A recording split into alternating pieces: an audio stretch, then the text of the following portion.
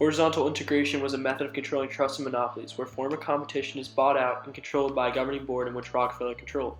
Vertical integration, used by Carnegie, is where a monopoly or trust can control every part of the industrial process, from mining raw materials to shipping the final product. This increased efficiency and cut costs, which allowed for cheaper prices to eliminate competition. Legislation was pushed through Congress to try to combat trusts. Many citizens felt that they were victims of financial cruelty by the manipulated prices of the major trusts and monopolies. The biggest, the Sherman Antitrust Act of 1890. However, these laws that were passed were often very ineffective due to legal loopholes found by corporations. Rockefeller would lower oil prices over short periods of time, forcing his competition into bankruptcy. He would then absorb them through horizontal integration and create a corporate trust that he could control.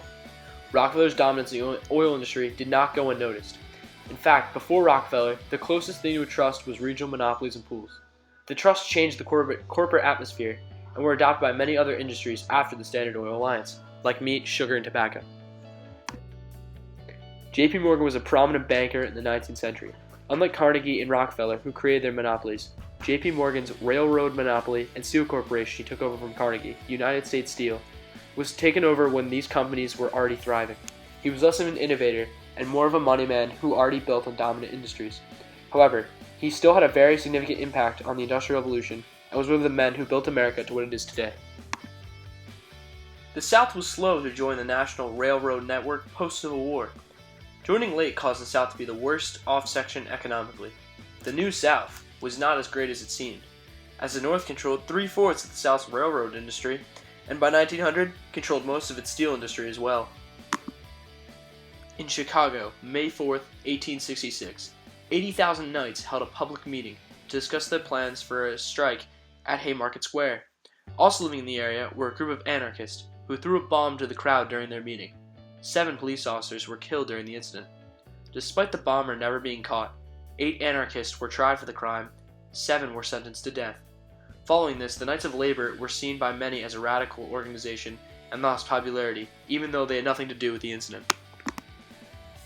Management could often rely on the federal and state courts to support them, and court injunctions were often one of the most powerful weapons in strike-breaking. The Great Railroad Strike of 1877 was one of the worst strikes in the 19th century. With massive cuts across the board for wages for workers in the railroad industry, a massive strike broke out in West Virginia, and had been broken up by local militia, state troops, and federal troops. This great strike had, in harsh economic times, inspired strikes to also break out in New York, Pennsylvania, and Maryland.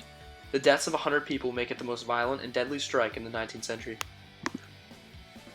Andrew Carnegie was one of the richest men in history. His company, Carnegie Steel, was one of the most powerful companies that ever existed. And after J.P. Morgan & Co. bought out Andrew Carnegie, they renamed the company United States Steel, which still exists today, and is one of the top 10 steel providers in America. This company, however, was originally founded by Andrew Carnegie. Jay Gould was one of the early spectators of the railroad industry, and perhaps the most notorious. He was one of the worst manipulators of the industry, constantly using shady tactics to inflate his assets, generate superficial improvements, and raiding corporate revenue for his own personal use. Gould was in constant conflict with another railroad baron, Cornelius Vanderbilt, the creator of the Eastern Trunk Lines. Andrew Carnegie spent his retirement giving back to society. Yet a popular theory that many believe is that this is because of the Johnstown Dam flood of 1889, where a flood disaster in Johnstown destroyed the town and killed over 2,000 people. Many blame the South Fork Fishing and Hunting Club, a club created by Carnegie and his business partner Henry Frick, because they acquired the dam in order to build their fishing reserve. They poorly maintained the dam, which led to its collapse and the Johnstown tragedy. This disaster clearly changed Carnegie's life, and some say that his philanthropy was because of a guilty conscience. Laissez-faire capitalism was a theory that industrialists appealed to so they could justify their actions. The system believed that the invisible hand of the laws of supply and demand, not the government, should regulate the economy. The theory stated that own self-interest of businesses would motivate them to offer improved goods at lower prices. Laissez-faire economics was invoked in legislative halls and lobbies to ward off any threats of government regulation. Vanderbilt created a regional railroad monopoly in the north with his Eastern Trunk Lines. He started the trend of consolidating competition to connect rural lands with the large trunk line. which was done all around the nation in the railroad industry. Darwin's theories of evolution heavily contradicted many religious and social beliefs during the 19th century, yet his theory was applied to economics and it was heavily accepted as a way for industrialists to justify controlling the wealth. It became a popular belief and was one of the many tools that the rich industrialists used to keep their power. Federal land grants gave 80 railroad companies more than 170 million acres of public land, 3 times the acres given away under the Homestead Act in the West. This had some positive effects, but one major downside for citizens settling in the area was that it gave the railroads control of half the lands in those western states.